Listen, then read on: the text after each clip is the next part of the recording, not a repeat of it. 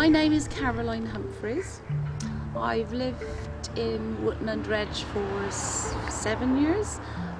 We moved into the Ram Inn in Wotton-under-Edge, Potter's Pond, Gloucestershire, about 45 years ago, and we used the house for bed and breakfast to start with, until some of the guests left the building and we realised it was haunted.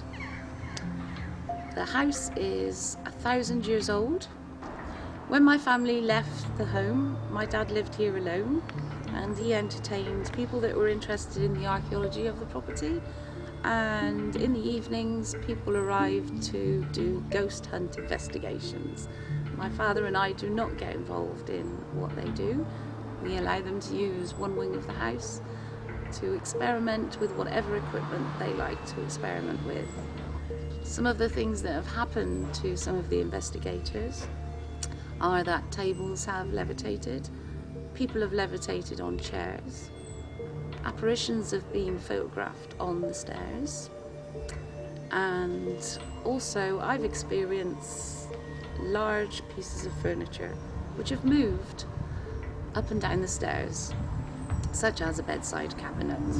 The cupboard must have levitated up over a double bed because it was under that beam, and it must have flown out there, and then it went through a double velvet curtain there and down the stairs and was stuck sideways in the bottom of the stairs. And the sound, it sounded like someone had that cupboard on the end of a piece of rope and was just swinging it around in circles and banging it against all the walls.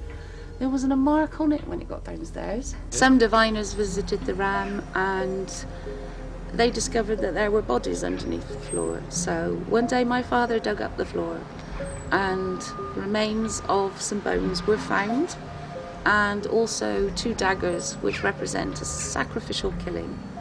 Sometimes people are so terrified here they go and get themselves exorcised.